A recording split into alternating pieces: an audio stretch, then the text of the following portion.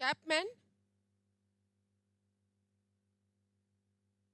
जैसे उसको खोल दीजिए तो आपका चेहरा मैं देख सकूं, नॉट टू यू। वो कॉन्टिन्यूसली गप कर रहा है। हाँ, आप नहीं, मैं कर रही थी। ठीक है, बाद में डिस्कशन कर लीजिएगा, अब अभी यहाँ पे ध्यान दीजिए। चलिए, पहला सवाल आप ही से, Aman babu. Nationalisation of human and humanisation of nature, क्या अंतर है? सिर्फ एक सेंटेंस से बता दो मुझे फटाफट, जो आप समझे थे पिछले क्लास में। दोनों के बीच में क्या अंतर है? किसे कहते हैं नेशनलाइजेशन ऑफ ह्यूमन और किसे कहते हैं ह्यूमनाइजेशन ऑफ नेचर? मैंने सिर्फ पूछा आपसे कि किसे कहते हैं, मैंने ये नहीं पूछा कि क्यों कहते हैं। कम ऑन, वो फास्ट। नहीं पता। नहीं पता बोलकर आप लोग के निकलने से नहीं काम चलेगा, ठीक है? पता करना पड़ेगा और बताना पड़ेगा कि किसे बोलते हैं। चलिए, बाकी I think his present is, आप प्रेजेंट थे ना पिछली क्लास में, नॉट यू, ठीक है? Saket, am I right? आप बताओ, क्या समझे आप? नेशनलाइजेशन ऑफ ह्यूमन और ह्यूमनाइजेशन ऑफ नेचर, आप क्या समझे थे? जो भी आप समझे हो वो बताओ मुझे। जितना आपको समझ में आया उतना ही बता दीजिए, ऐसा कुछ नहीं है। क्या था ये?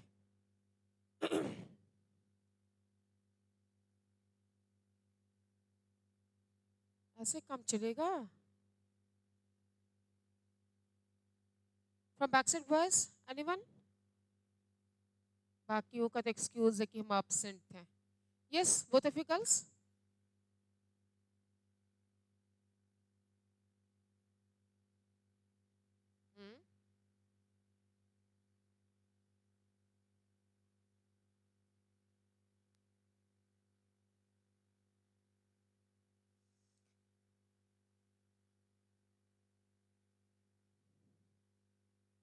ओके, आप लोगों को समझ में आया क्या बोल गई ये बॉय सेक्शन? समझ में आया क्या बोली? सही बोली, गलत बोली? समझ में आया कुछ भी? नहीं आया? Okay, fine. Nationalisation of human का मतलब होता है जहां नेचर जो है ह्यूमन बीइंग के ऊपर ज्यादा पावरफुल है। ह्यूमन बीइंग की एक्टिविटीज जो भी है वो नेचर को के अकॉर्डिंग की जा रही है, उसको ध्यान में रख के किया जा रहा है। यहाँ पे सुपीरियर कौन है? नेचर है। लेकिन ह्यूमनाइजेशन ऑफ नेचर का मतलब हो गया ह्यूमन बीइंग यहाँ पे ज्यादा सुपीरियर हो गया। वो नेचर को अपने अनुसार, अपने जरूरत के अनुसार, अपने रोजमर्रा की जिंदगी के अनुसार उसको ढाल रहा है, उसको बदल रहा है, उसको मॉडिफाई कर रहा है। This is called humanisation of nature. यानी कि इसमें नेचर सुपीरियर नहीं है। Nature means all those natural things which are present by themselves, ठीक है? जिसको हमने नहीं बनाया, जो खुद ब खुद इस धरती पे मौजूद है, ठीक है? तो नेशनलाइजेशन ऑफ ह्यूमन मीन्स कि वहां पर नेचर आपका मोर पावरफुल हो गया, आप नेचर के अनुसार अपने आप को ढाल रहे हैं, अब टोटली उसके ऊपर डिपेंडेंट है। बट ह्यूमनाइजेशन ऑफ नेचर में क्या हो गया? ह्यूमन बीइंग ज्यादा सुपीरियर हो गया और ह्यूमन नेचर को अपने जरूरत के अनुसार ढाल रहा है। समझ में आई बात? अब जैसे हो गया कोई पहाड़ी एरिया, हमको उस पर चढ़ना है, पहले लोग क्लाइंब करते थे, अब क्या है, उसको काट के हम उसको अपने सुविधा के अनुसार पर्वत को काट के उस पर रास्ता बना के हम उसके टिप पर पहुंच रहे हैं। It's okay okay?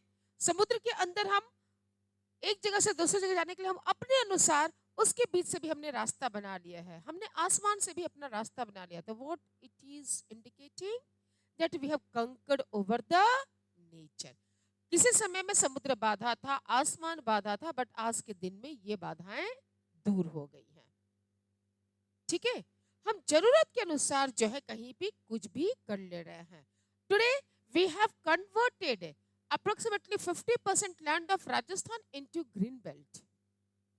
जो एक समय था हमारा, हमारी कंट्री का राजस्थान जो एक मरुभूमि कहलाता था, कंप्लीट डेजर्ट एरिया था, आज उसके जो 50% एरिया क्या हो गया है? ग्रीनलैंड में कन्वर्ट हो गया है। हमने उसको हरियाली में बदल दिया। How it's become possible? ये कैसे संभव हो पाया? हमने नेचर के ऊपर कंकर कर दिया। नेचुरल क्या कॉन्सेप्ट है वहां पे? डेजर्ट था, वो डेजर्ट था ना नेचुरली, बट हमने उसके ऊपर क्या कर लिया? हम human being we have change its physical features. वो डेजर्ट से हमने उसको ग्रीन बेल्ट में बना दिया। और कैसे संभव हो पाया? इंदिरा गांधी कैनाल की वजह से ये संभव हो पाया। अंडरस्टूड? तो this is humanisation of nature. ये एग्जाम्पल मैंने छोटे पैमाने पर दिया। बड़े पैमाने की बात करते तो आज हम अर्थ अपने प्लैनेट को छोड़ के हम दूसरे प्लैनेट्स पर लैंड कर रहे हैं। हम we landed on moon and now we are searching for even sun to reach nearer to sun. हम सूर्य के भी करीब जाने के लिए जा रहे हैं। हम उसके बारे में भी स्टडी कर रहे हैं। ये सब कैसे संभव हो पाया? क्योंकि हमने नेचर को कंकर किया। हमने अब सवाल उठता है कि हमने नेचर को कंकर कैसे किया? हम कैसे उसके ऊपर विजय प्राप्त किए? हम उसके ऊपर विजय प्राप्त किए उसी की नियमों को समझकर, laws of the nature. By understanding the laws of the nature we have its become possible to conquer this all things. मैंने आप लोगों को अंडरलाइन भी करवाया था और यहाँ पर बताया था। ये सब कुछ संभव हो पाया है क्योंकि हम न्यू टेक्नोलॉजीज को डेवलप किए। टेक्नोलॉजीज कैसे आई? क्योंकि हमने technologies developed once they understand the natural laws. Who understood? We human being. आगे बात समझ में?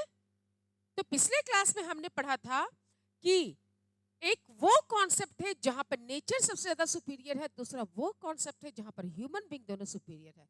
अच्छा, मुझे एक बात बताइए आप लोग कि इन दोनों ही कॉन्सेप्ट में अगर सिर्फ नेचर ही हमें कंट्रोल करता रह गया तो क्या हम डेवलप हो पाएंगे? Is it possible?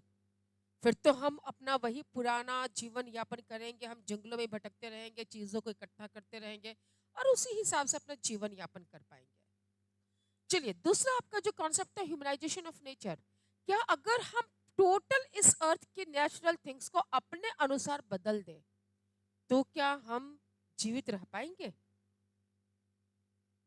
For our survival nature is also very important. Yes और नो? जरूरी है कि नहीं वो? तो ये दोनों ही कॉन्सेप्ट क्या पूरी तरह से सार्थक है फॉर डेवलपमेंट, विकास के लिए? क्या ये संभव है कि हम इन दोनों में से किसी एक कॉन्सेप्ट को लेके आगे बढ़े? बताइए आप लोग, क्या हम पूरी तरह से नेचर पे, पूरी तरह से एनवायरनमेंट पे आश्रित रहेंगे तो भी हमारा विकास नहीं हो पाएगा? हम पुराने प्रिमिटिव सोसाइटीज की वे में ही रह पाएंगे। लेकिन अगर हम पूरी तरह से साइंटिफिक वे को ही फॉलो करेंगे, अगर हम नेचर का ख्याल नहीं रखेंगे, अगर हम जंगलों का, वनों का, पशु पक्षियों का, पहाड़ों का, चट्टानों का, समुद्रों का ख्याल नहीं रखेंगे तो क्या हम विकसित हो पाएंगे? क्यों?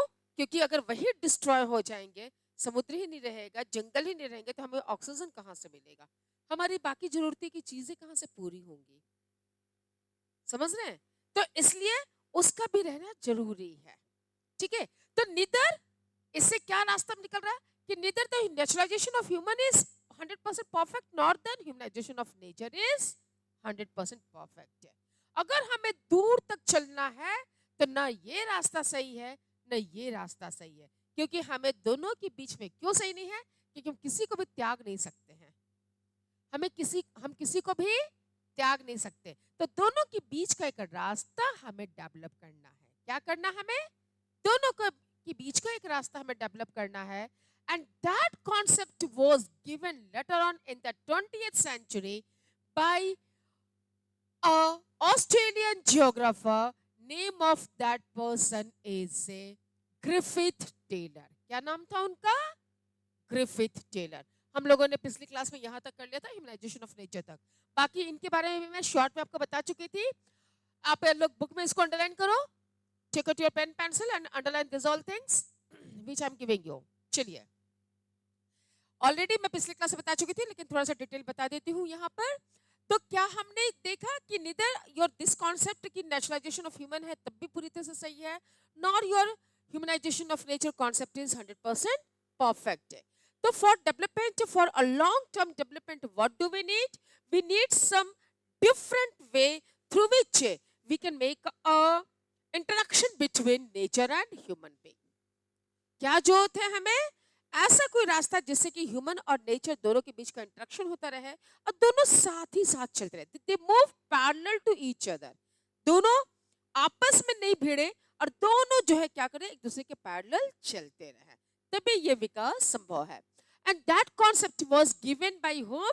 That was given by the person known as Griffith Taylor. ठीक है, ये कॉन्सेप्ट सबसे पहले किसने दिया? Griffith Taylor. में कौन थे ये? He was an Australian geographer. You can mention here because Australia country name is not mentioned anywhere. It's okay. Geographer is given. Above the geographer, you people just write down Australia. He was from Australia. और ये जानना आपके लिए बहुत जरूरी है. मैंने definition में भी आप लोग सबके बारे में दिया. Friedrich Ratzel Germany, Ellen Semple America, Blache from France से. In the same way Griffith Taylor from Australia. क्योंकि ये क्वेश्चन आपसे पूछता है, बुक में आपका नहीं दिया होगा कहीं भी. It's okay. कुछ चीजें जो है बोर्ड एक्सपेक्ट करता है कि टीचर्स बता दे बच्चों को. चलिए, तो Griffith Taylor he has introduced a new path, a new way for development that is known by middle path, जिसको हिंदी में हम लोग मध्य मार्ग कहते हैं. और वो मध्य मार्ग क्या है? कुछ नेचर को लेकर, कुछ ह्यूमन को लेकर. नहीं totally dependent on the nature, not totally dependent on human, but we have to develop a middle path जहां पर नेचर और ह्यूमन दोनों ही एक दूसरे के पैरेलल मूव करते रहे. जैसे रोड है, रोड के एक साइड में आपके प्लांट्स, दूसरे साइड से ह्यूमन बीइंग, और दोनों ही आपके एक साथ मूव करें. ऐसा रास्ता इन्होंने डेवलप किया. ठीक है, between the two ideas of, किसके बीच का मार्ग है ये? Ideas of environmental determinism and possibilism. Naturalisation concept is known bye environmental determinism, क्योंकि वहां पर डिटरमाइन कौन कर रहा है? सारा डिसीजन कौन कर रहा है? सारा डिसीजन एनवायरमेंट कर रहा है. एंड पॉसिबिलिज्म, जहां सारा डिसीजन कौन ले रहा है? Human being. Who is taking all the decisions? Human being. तो इनके बीच का, और इसको नाम क्या दिया गया? That concept termed as neo-determinism. Neo means new, determinism decision. एक नया रास्ता, एक नया डिसीजन आपका आया. आई होप नॉट क्लियर. ठीक है, और इसे नियो डिटर्मिनिज्म को कहा जाता है स्टॉप एंड गो डिटर्मिनिज्म, जिसको ट्रैफिक सिग्नल की जो लाइट्स होती है ना, green light, yellow light, red light. Red means stop, it means environmental determinism. Green means go, it means possibilism.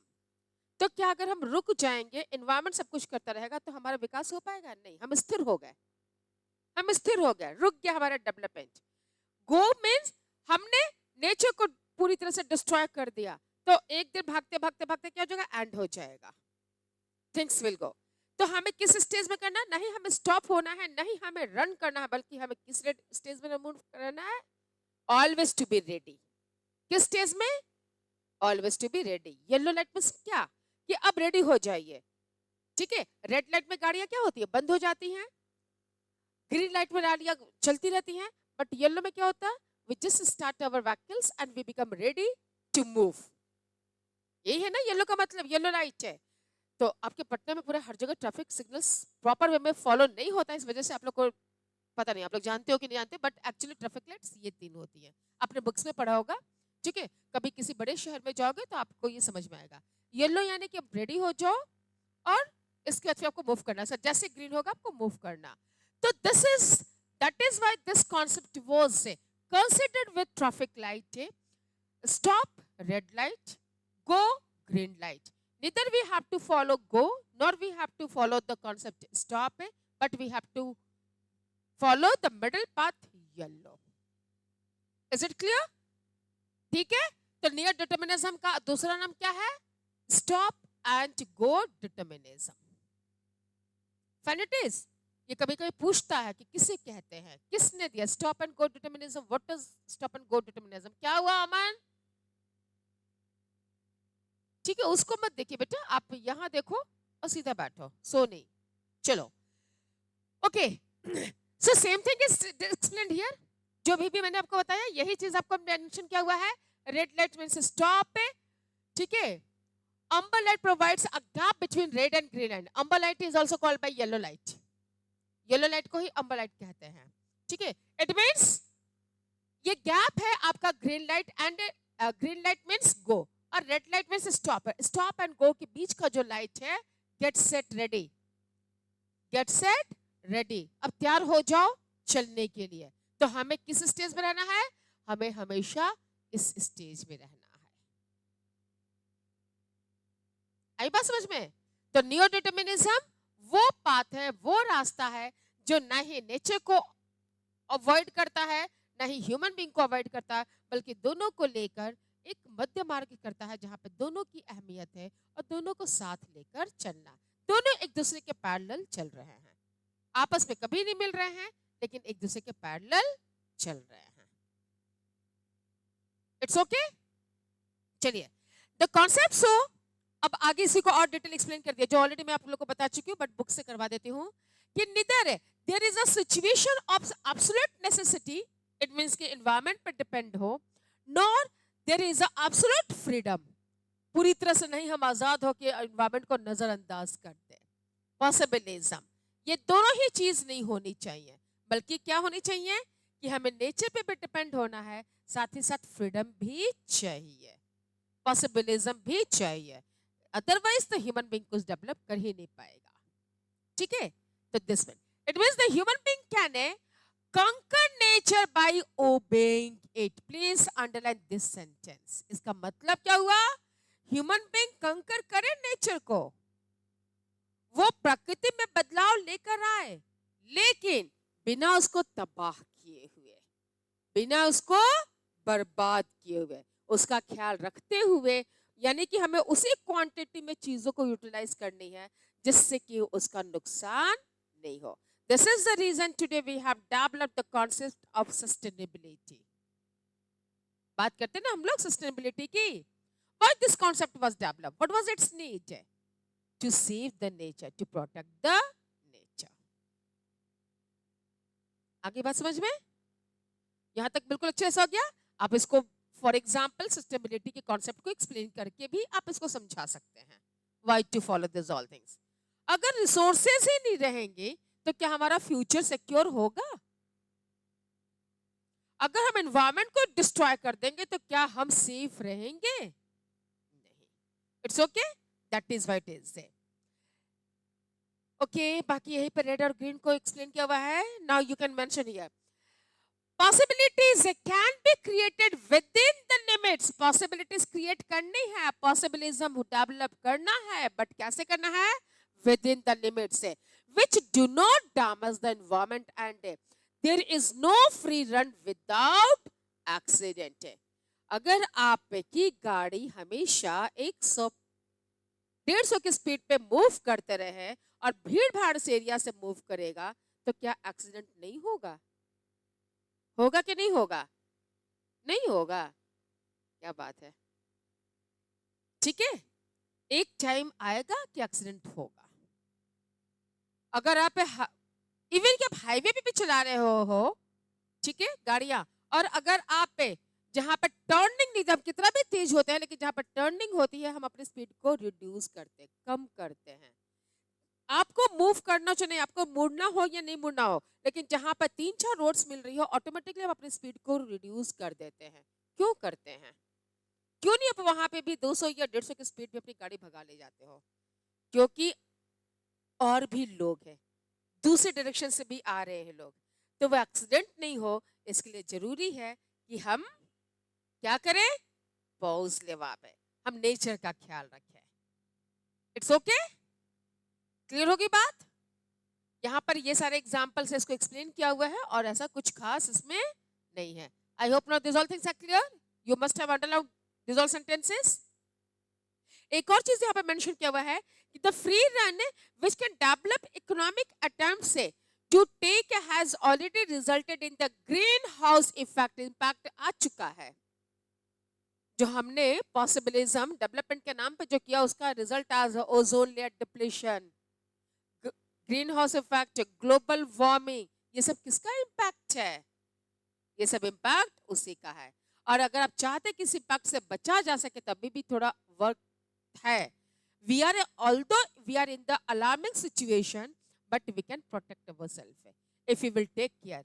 Otherwise, what will happen?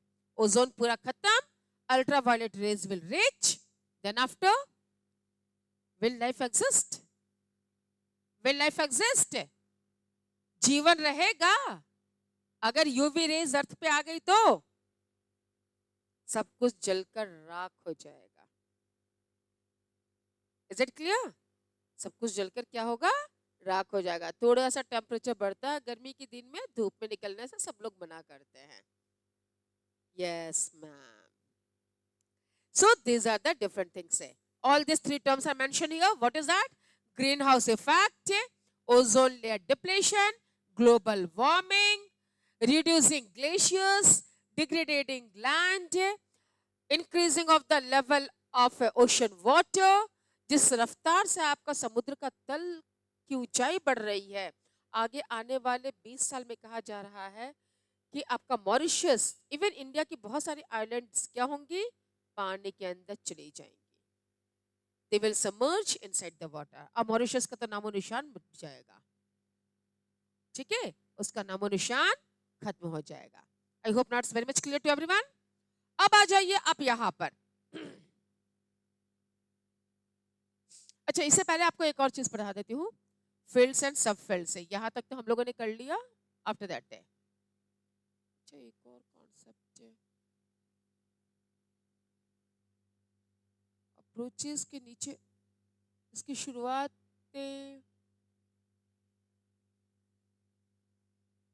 after this say the time period is not given there in your book. It is, but here it is not mentioned. That's why I am scrolling. चलिए यहाँ पे directly ये approaches पे पहुंच गया है. It's okay fine. चलो अब उसको छोड़ो, मैं आपको एक बात बता देती हूँ. Human geography, the concept of human geography also travel through the different time period. ठीक है, ह्यूमन ज्योग्राफी के जो कॉन्सेप्ट है ये अलग अलग समय के बाद इसमें डेवलपमेंट आया है, चेंजेस आए हैं, बदलाव आए हैं. और this all things has been noticed. इसको बेसिकली कब से किया गया है? When the people start exploring the different part of the अर्थ.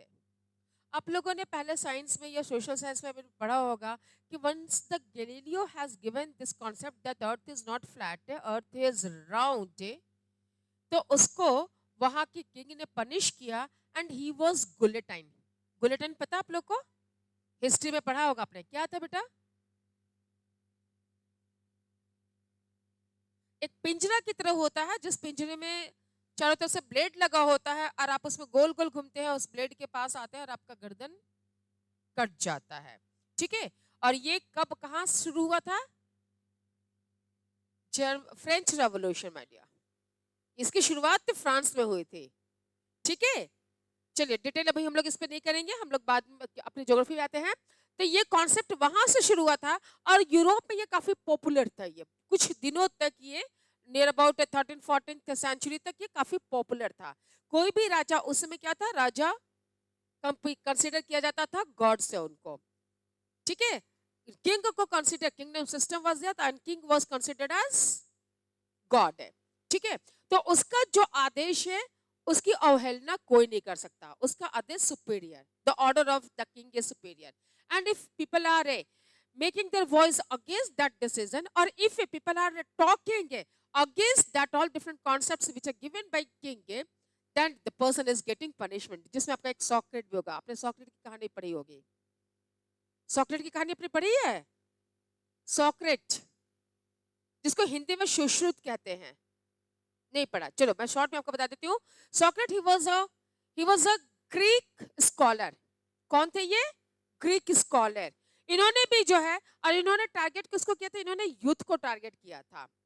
समाज को बदलना है तो किसको बदलना है? और ये क्या बोलते हैं, system is followed even today also, कि अगर आपको समाज में बदलाव लाना है तो आप यूथ को पकड़िए.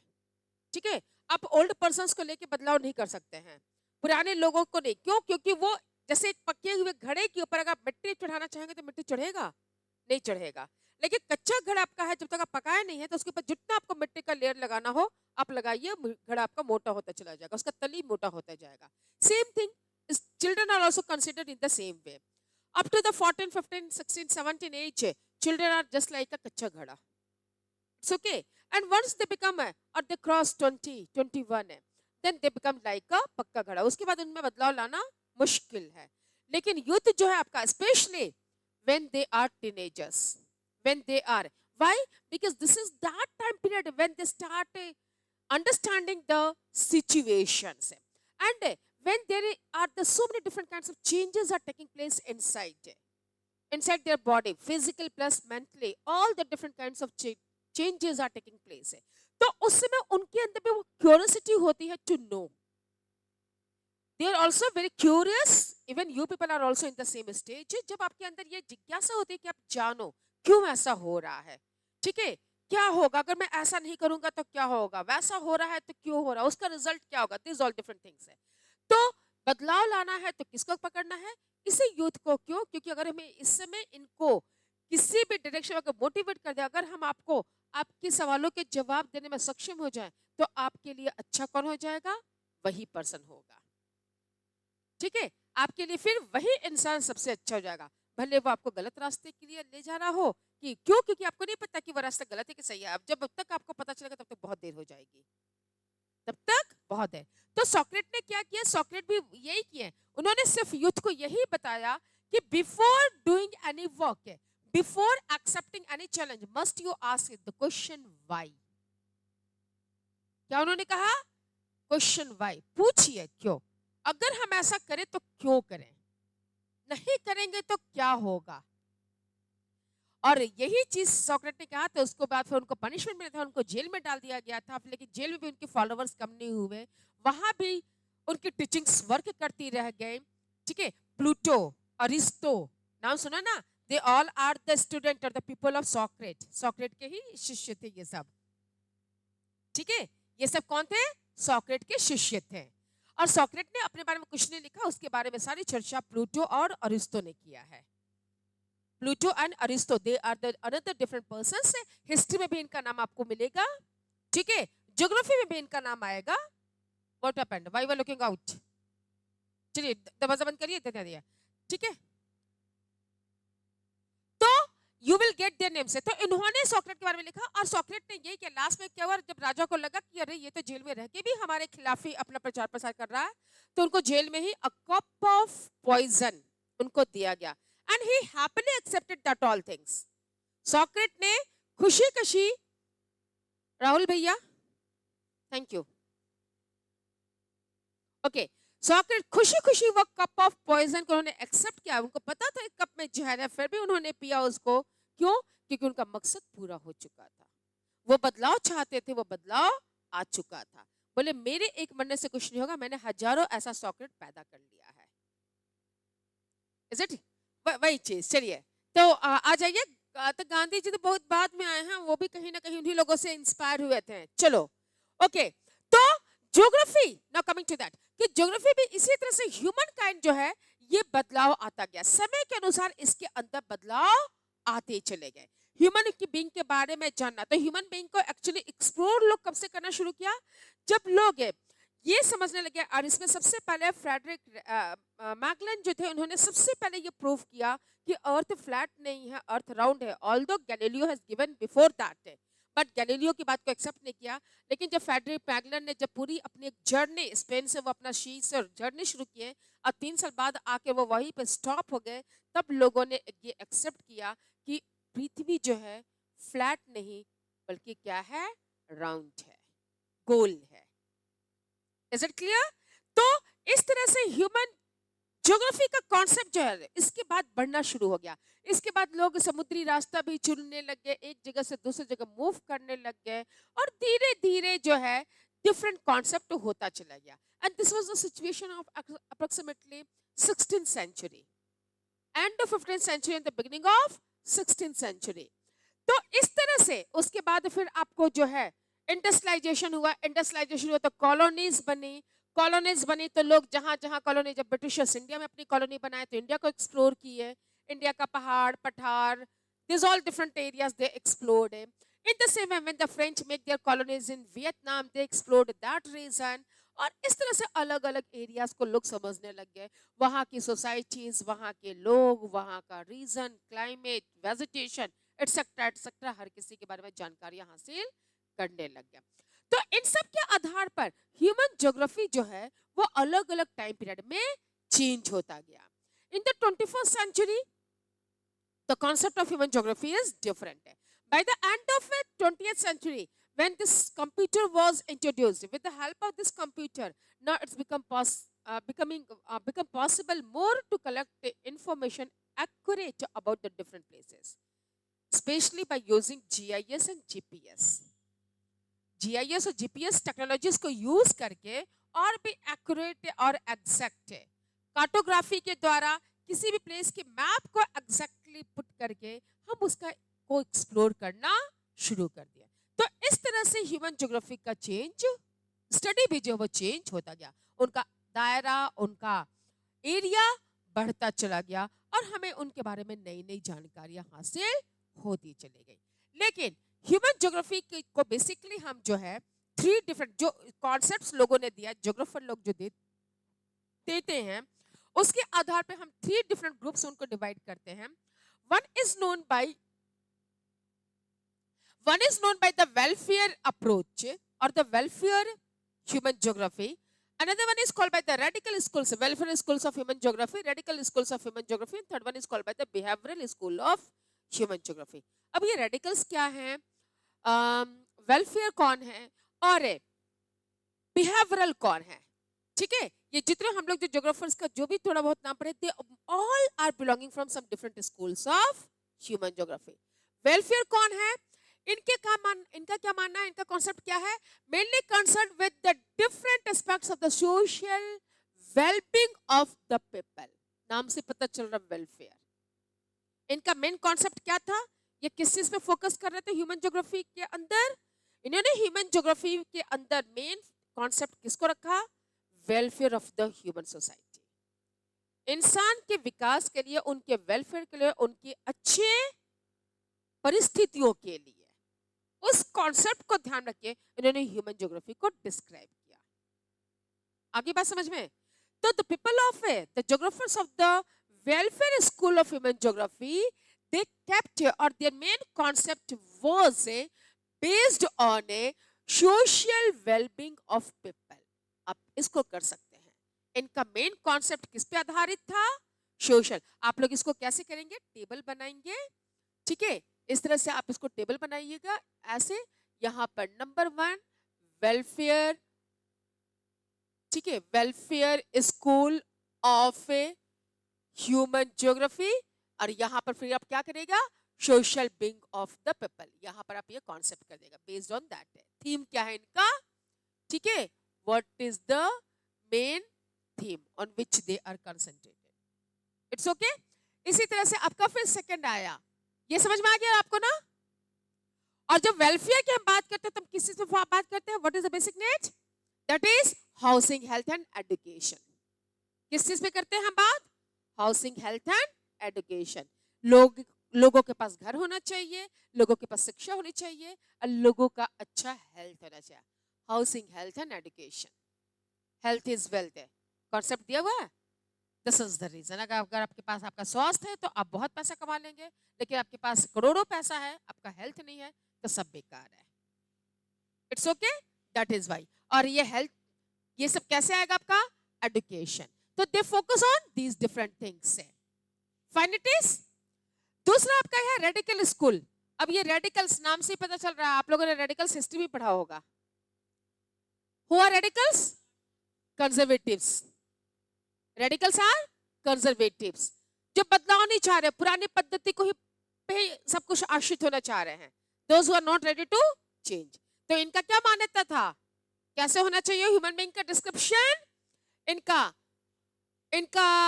theory of explain the basic cause of poverty, depression and the social inequalities. ये सिर्फ इसी की चर्चा करते रहते थे. इसको कैसे खत्म करना, कैसे क्या करना, उस पे नहीं, सिर्फ ये इसी की प्रॉब्लम्स पे. And contemporary the social problem where also related. Contemporary यानी कि उस समय की जो सोशल प्रॉब्लम्स था उसको भी. ठीक है, जिस समय का ज्योग्राफर वहां पर सोसाइटी में जो से कुछ अगर कुछ प्रॉब्लम्स नजर आ रही हैं, फॉर एग्जाम्पल अगर हम इंडिया की बात करते हैं तो सती प्रथा, इट्स ओके तो उन सब चीजों की ये बात उसमें सिर्फ बात करते हैं, लेकिन उसको पूरी तरह से रिमूव करने के लिए या उसका कोई सोल्यूशन की उस पर दे आर नॉट टॉकिंग। इन्होंने ह्यूमन ज्योग्राफी को कैसे डिस्क्राइब किया? उस आधार पे एक गरीब सोसाइटी है, एक अनटचेबल है, एक अपर कास्ट है, ठीक है, एक अनएडुकेटेड है, there are the lots of inequality among the society. But how can remove these inequalities? How can come over from these problems? That is not described. तो इन्होंने ह्यूमन ज्योग्राफी को कैसे describe किया? इस आधार पे, कास्टिज्म के आधार पे, रेसिज्म के आधार पे, रिलीजन के आधार पे, रिचनेस एंड पुअर्टी के आधार पे। Are you getting the things? यानी कि वही पुरानी जो पद्धति है, इन्होंने समाज को बांटा और ह्यूमन बीइंग को डिस्क्राइब किया। Getting the things? Concept is clear? And what is the third one? Behavioral. क्या है भाई behavioral means? हमारी व्यवहार, हमारा व्यवहार। और जो behavioral है ये they are basically from the modern society. 1965 है behavioral school of geographers developed after 1960s. ठीक है, ये आपका बिल्कुल लेटेस्ट है, ये 1960-65 के बाद आपके ये आए। एंड व्हाट दे एम्फेसिस, किस पे जोर उन्होंने दिया? एम्फेसिस यानी कि जोर देना, प्रेशर देना, किस चीज पे? On the lived experience and also on the perception of the space by the social categories. इन्होंने जो है प्रेजेंट के सिचुएशन को देखा कि क्या है, और पुराना जो हमारी एथिक्स चल रही हैं उसमें क्या फॉलो होता था। वो एथिक्स में क्या था आपका? रेस, रिलीजन, एथिकलिटी, जो क्या हम फॉलो करते आ रहे हैं, और उनके बीच में क्या बदलाव है, जो अंतर है, कैसे ह्यूमन बीइंग के एक्टिविटीज में बदलाव आ रहा है, उसके आधार पर उन्होंने ह्यूमन ज्योग्राफी को डिस्क्राइब किया। This is the time when the modern geography was started. अभी मैं था ना ये 1960s के बाद ये कॉन्सेप्ट आया। The behavioural school of human geography is the latest one, जहां पर हमारे एक्टिविटीज के आधार पर जो है सब कुछ डिसाइड किया, हमारे बिहेवियर के आधार पर। और हमारा बिहेवियर कैसे होता है? According to our religion, according to our society, according to our caste, वहां से भी बदलाव आता है। It's okay. तो race means here somehow it is related with, not exactly race means caste, but it is somehow similar to caste. ठीक है, तो ये आपके जो है बिहेवियरल स्कूल ऑफ ज्योग्राफी है। तो in this way human geography is described, जो ह्यूमन ज्योग्राफी के डिस्क्रिप्शन करने वाले हैं, उसको इसकी जो व्याख्या करने वाले हैं, they are belonging from these three schools of human geography. What are those? Welfare school of human geography, radicals school of human geography, and behavioral school of human geography. Understood now? Very much clear? चलिए अब हम जो लोग जरा सा बात कर लेते हैं कि how with the passing of time the things has changed. कैसे आया? अब मेन हमें इसी पे फोकस करना है। बाकी इसका दूसरे पेज में होगा। हाँ, यस। इस चीज में, इस टेबल को मैं आपको समझा देती हूँ। बस इस टेबल में आपको दो चीज याद रखना है बहुत अच्छे से। वो याद करना है आपका पीरियड, सॉरी, वो क्या याद करना है आपको? नंबर 1 आपको याद करना है पीरियड, और नंबर 2 आपको याद करना है अप्रोच। ये दोनों को याद कर लेना आपको। और इनका नंबर 3 जो आपको रिमेंबर करना है, इनका सीक्वेंस, इनका। तो यहाँ पर आप रखिए 1, यहाँ पे 2, बाकी फिर once I will move to the next page. सबसे पहले क्या हुआ जो अभी भी मैंने आपको बताया? Yes. In your book it is given the same page, but in my book it is on the features. You will understand once we will go through this one. You will be able to describe the feature. Okay, no need to memorize the feature, but this one you have to memorize. Which approach followed during which time period? Got it? तो feature अपने आप समझ में आ जाएगा आपको अगर आपको ये दोनों कॉन्सेप्ट क्लियर है। आपको ये पता कि किस समय कौन सा अप्रोच आया था, अपने आप फीचर डिस्क्राइब कर लेंगे। अभी अभी मैंने थोड़ी देर पहले आपको बताया कि ह्यूमन ज्योग्राफी का बेसिक जो है मेनली जो उनका स्टडी कहाँ से शुरू हुआ? Once the human being started exploring the world, जब वो दुनिया को एक्सप्लोर करना। और खास करके अगर हम बात करते हैं इसकी, तो जब कोलंबस ने 2 आइलैंड्स को, जो आज के डेट में नॉर्थ अमेरिका साउथ अमेरिका कहलाते हैं, उसकी खोज की। Till the 14th century, 1 for 14th century, people were not aware about those two island groups. किसी को नहीं पता था। उनके नजर में दुनिया कितनी बड़ी थी?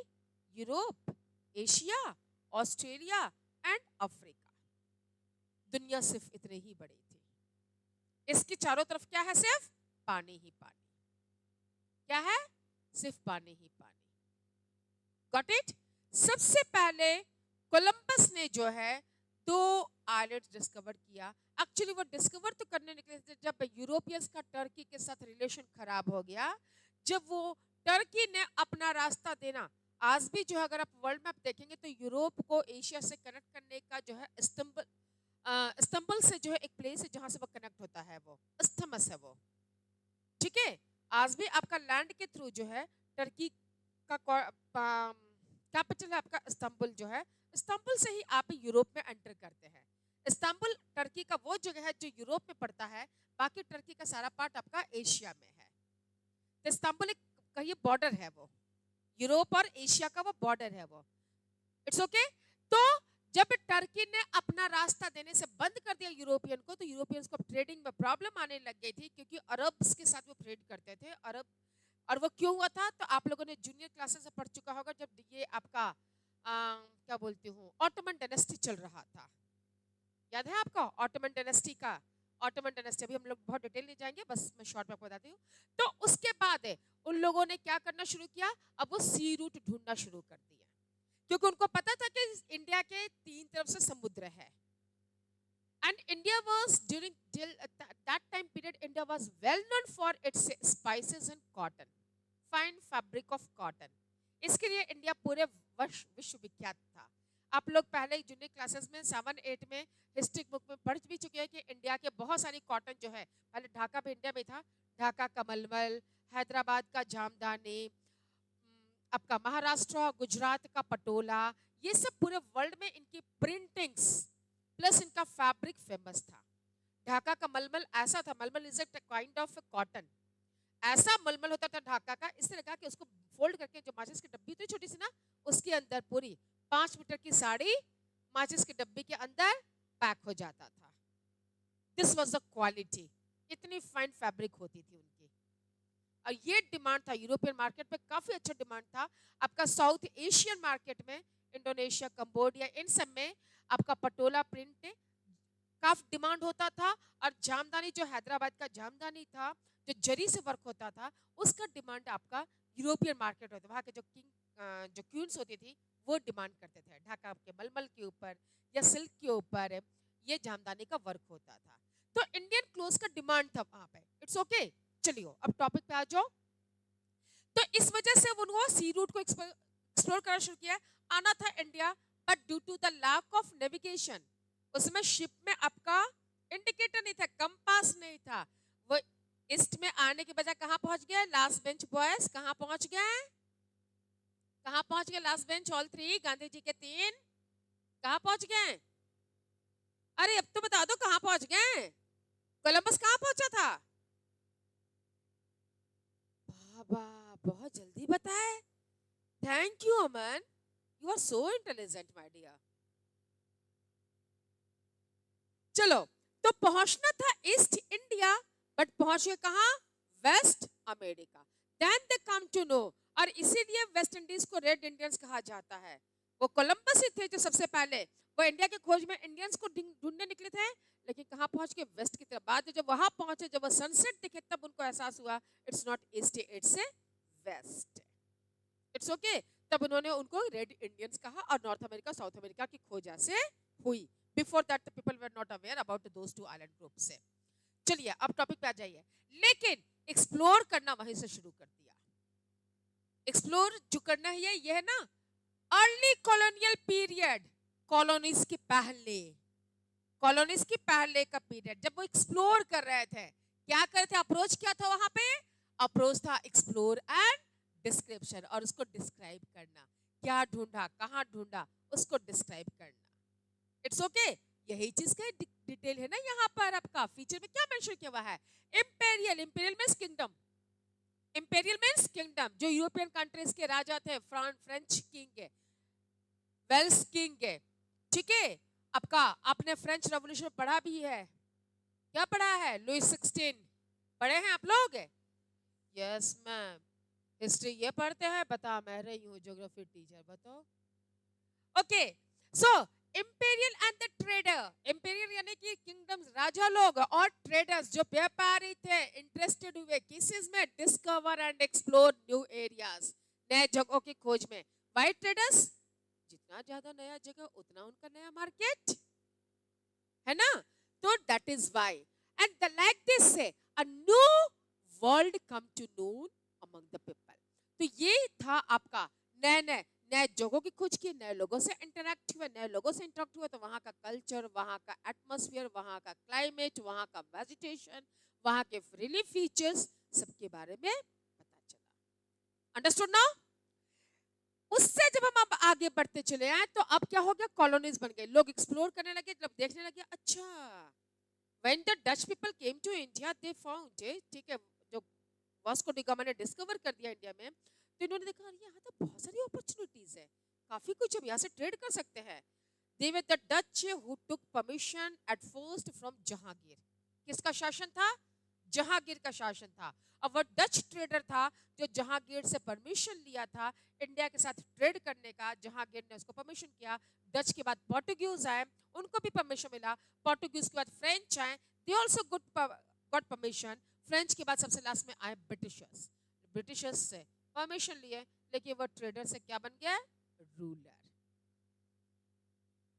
ब्रिटिशर्स आए थे आपके अकबर के टाइम पे। अकबर के, no no no sorry, after that sorry I am extremely sorry. Britishers आपके बहुत बाद में आए थे। जहांगीर के टाइम पे आप कब आया था? उसके उसके करीब near about in 17th century they came to India, I think, yes, शायद, हाँ, औरंगजेब के टाइम पे। तो वो उसमें अंग्रेज आए थे। तो इस तरह से आपका क्या होने लगा?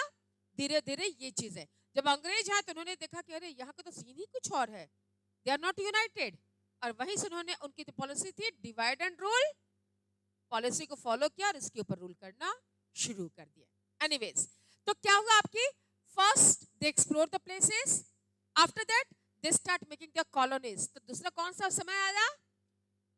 Before colonies, early colony and during colony, sorry later colonies. Colonies बनने के बाद कॉलोनी बन गई। अब ब्रिटिशर्स आ गए इंडिया में, क्या हो गया अब? Regional analysis. रीजनल एनालिसिस में क्या हुआ? Britishers started their setup in India. Dalhousie कैसा है? Dalhousie hill station. दार्जिलिंग कैसा है? रांची कैसा? प्लेटूज कैसे? एक्सप्लोर करना शुरू कर दिया। When they found it, सबसे पहले प्लेन एरियाज में गए, लेकिन जब गर्मी के दिनों उनको प्लेन पे रहना मुश्किल होने लग गया तो क्या करने लग गए? वो दूसरे प्लेसेस को सर्च करने लग गए। रिसोर्सेज उनको चाहिए था, उनको मिनरल्स चाहिए था। जब वहां से नहीं मिला तो वो दूसरे दूसरे एरियाज को सर्च करना शुरू करिए। तो रीजनल एनालिसिस, अब इंडिया के अंदर वो रीजन्स को एनालिसिस करने लग गए, उनको एनालाइज करना शुरू कर दिया। Got it now? यही मेंशन है ना डिस्क्रिप्शन में। The idea was all the reasons were the part of the whole that is earth. So understanding the part of it totally would lead to the understanding of the whole. क्योंकि हर एक reason इस अर्थ का हिस्सा है, इसलिए हर एक reason को, हर एक पार्ट को समझना, उसको ढूंढना जरूरी है। This was the concept. Clear now? समझ रहे हो ना? ये टेबल बहुत इंपॉर्टेंट है, इसलिए मैं डिटेल डिस्क्राइब कर रही हूँ आपको। यहाँ से हमेशा क्वेश्चन होता है, इधर in the match the column के फॉर्म में क्वेश्चन होगा, या पीरियड्स को अरेंज करने के लिए देगा, या किसी भी फॉर्म में, या आपके क्या बोलते हैं एमसीक्यू फॉर्म में होगा, या कभी कभी 3 मार्क्स में भी दे देता है। ये हर फॉर्म में ये क्वेश्चन आपको अक्सर पूछता है। चलो अब आ जाओ, कॉलोनीज बन गई। कॉलोनीज के बाद अब आ जाओ, अब हम मॉडर्न टाइम पीरियड में आ गए। द टाइम ऑफ, अच्छा, फर्स्ट वर्ल्ड वॉर क्यों हुआ था माय डियर? पता आपको क्यों था first world war? What was the reason? What was the current reason behind that first world war? चाय का बागान, वाह।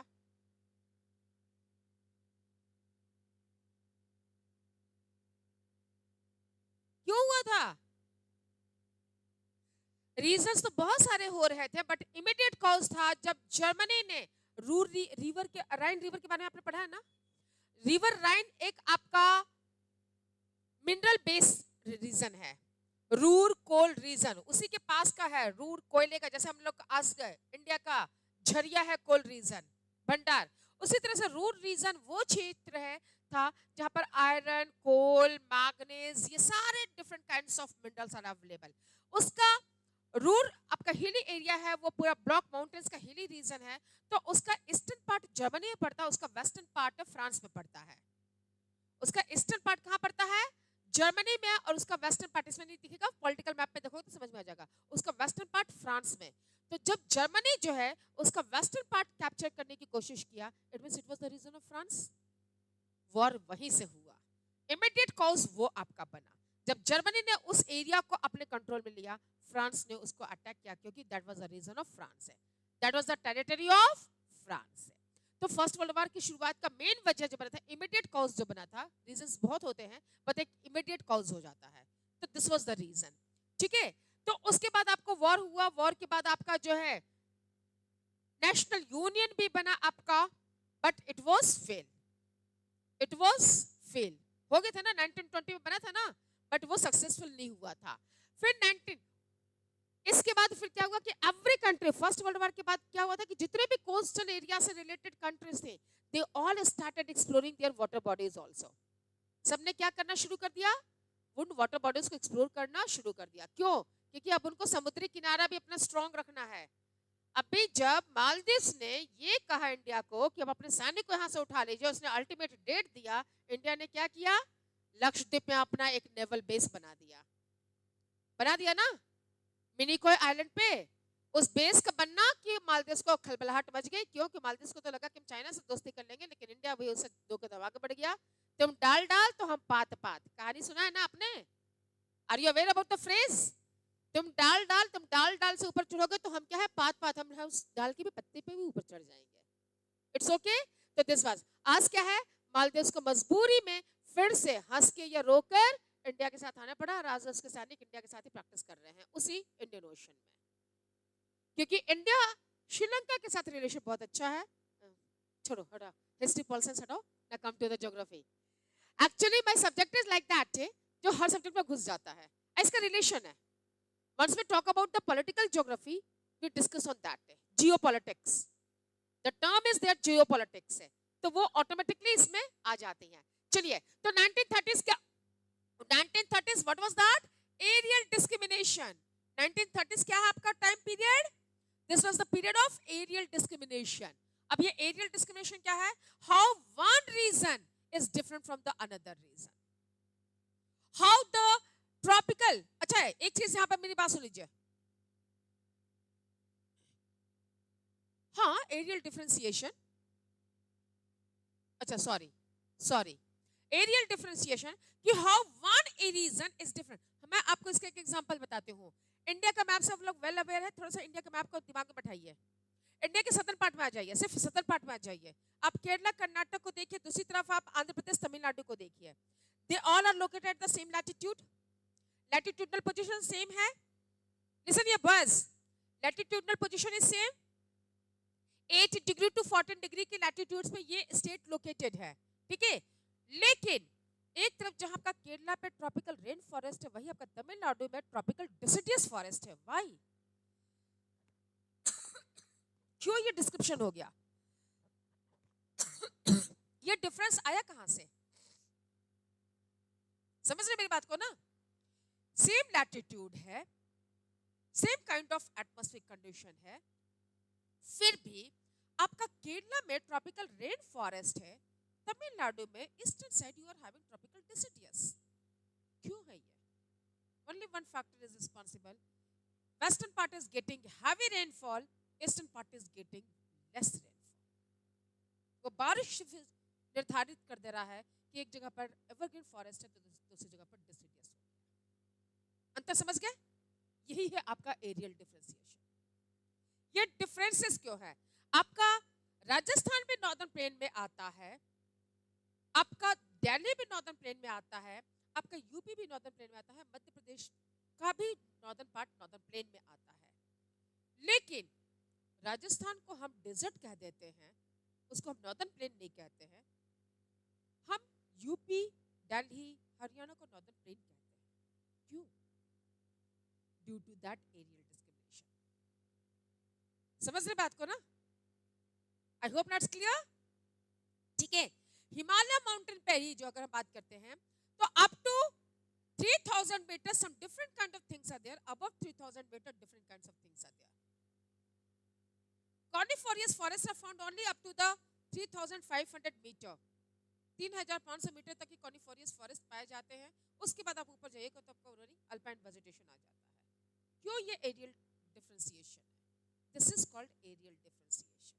अब लोग क्या करने लग गए 1930s के बाद, after war, first world war, ये डिफरेंसेस निकालने लग गए। क्यों? क्योंकि अब उनको हर जगह से अपनी प्रोटेक्शन चाहिए। छोड़ रही हूँ क्लास। अब उनको हर जगह से प्रोटेक्शन चाहिए। They want to protect their every region from all the different sides. हर कंट्री अपना हर बॉर्डर को सुरक्षित रखना चाह रहा है। फर्स्ट वर्ल्ड वॉर के बाद ये उनको मिल गया ना सबक के। तो that is why the concept of areal descriptions develop. I hope that's clear. समझ में आ गया? How and why the different are there, how the reasons are different from, they try to understand the reason, the facts of how they are different. 1950s 60s में क्या आ गया आपका special organisation. जब computer आपका आया, introduce हुआ, new technologies introduce हो गई, और यही से आपका एक और आता है क्वांटिटेटिव रेवोल्यूशन। ये क्वेश्चन अक्सर आता है, इसको अंडरलाइन कर लीजिएगा। क्वांटिटेटिव है, अब क्वालिटेटिव नहीं चाहिए इनको, बट इनको क्या चाहिए? क्वांटिटेटिव रेवोल्यूशन चाहिए, बड़े पैमाने पे चाहिए। सोफिस्टिकेटेड टूल से भी डेवलप हो गए, new laws of physics were developed, नया मैप बन गया, हर कंट्री का नया नक्शा आ गया। हमारा भारत का भी नया नक्शा बन गया, जो पहले कभी कुछ और था। 1947 के बाद बना ना। तो दिस वाज, क्योंकि this is the time when the maximum countries of the world become independent. जो कॉलोनीज थे उससे आजाद हो गई।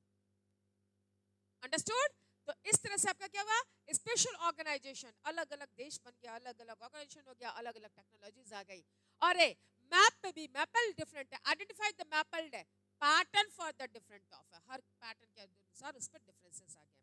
1970s emergence of the humanistic, radical and the behaviour आ गया आपका तीनों स्कूल। तो तीनों का डिस्क्रिप्शन आपका सामने आ गया। एक वो ज्योग्राफर जो वेलफेयर पे हो गए, दूसरा जो रेडिकल हो गए, तीसरे जो आपके बिहेवियरल हो गए। ये कॉन्सेप्ट आपका आया। और जो लास्ट 1990s यानी कि end of the 20th century, beginning of the 21st century, the post modernization geography जो अभी भी चल रहा है, जो अभी भी चल रहा है, this concept was there. I hope not clear. समझना स्टार्टिंग का, स्टार्टिंग अगर आप समझ जाएंगे, अगर आप यहां तक समझ गए तो आगे तो दो हमारे टाइम पीरियड से ऑलमोस्ट रिलेटेड है, easily we can able to understand. I hope not clear. इसके बाद आपका कुछ नहीं हुआ है, ये ह्यूमन ज्योग्राफी, ये सिर्फ आपका टेबल दिया हुआ है, आप सिर्फ इस टेबल को देख लीजिएगा। Human geography and the sister discipline. Human geography का किस किस है देखो। अभी अभी मैंने आपको बताया था, listen here boys, listen here. अभी मैंने आपको बताया ना कि ह्यूमन ज्योग्राफी हर चीज में घुस जाता है। मतलब see geography is a subject which enters in everyone. Human geography का बेसिकली कहां-कहां संबंध है? सोशल ज्योग्राफी जब हम सोसाइटी की बात करते हैं, urban geography once we talk about urbanization, ठीक है। Political geography once we talk about the political boundaries, Patna, Bihar, India, getting, ये जब पॉलिटिकल बाउंड्रीज की बात करते हैं, एशिया, तो this is a political geography. Population geography, densely populated, list populated, high population है, तो ये चीज आपका हो गया। एंड द सेटलमेंट ज्योग्राफी, किस एरिया में किस तरह का सेटलमेंट हो गया। तो सोशल ज्योग्राफी में बेसिकली हम क्या करते हैं, क्योंकि हम सोसाइटी की बात कर रहे हैं, हम इंटायर ह्यूमन बीइंग के बारे में, तो यहाँ पर ह्यूमन बीइंग का बिहेवियर, ह्यूमन बीइंग का leisure time, leisure is related with sociology, sociology, और ये सब के सब इंडिपेंडेंट सब्जेक्ट में पढ़ाई जा जाता है। सारे टॉपिक्स इंडिपेंडेंट सब्जेक्ट हैं। एंथ्रोपोलॉजी जो हिस्ट्री का भी एक पार्ट है, and anthropology is a independent subject also. Gender, this all things. तो यहाँ पर कुछ नहीं है। देखो पॉलिटिकल में क्या चीज आपका है? मिलिट्री एंड इलेक्टोरल, इलेक्शंस अभी होने वाला है ना, and military, these are the part of this one. Chapter is over. I hope this first chapter is very much clear. आया समझ में? No one is responding. Is it clear? छोड़ देती हूँ भाई मैं आप लोगों को, नहीं तो फिर उधर से आ जाएगा आपका वो, कहाँ से होगा, want to move.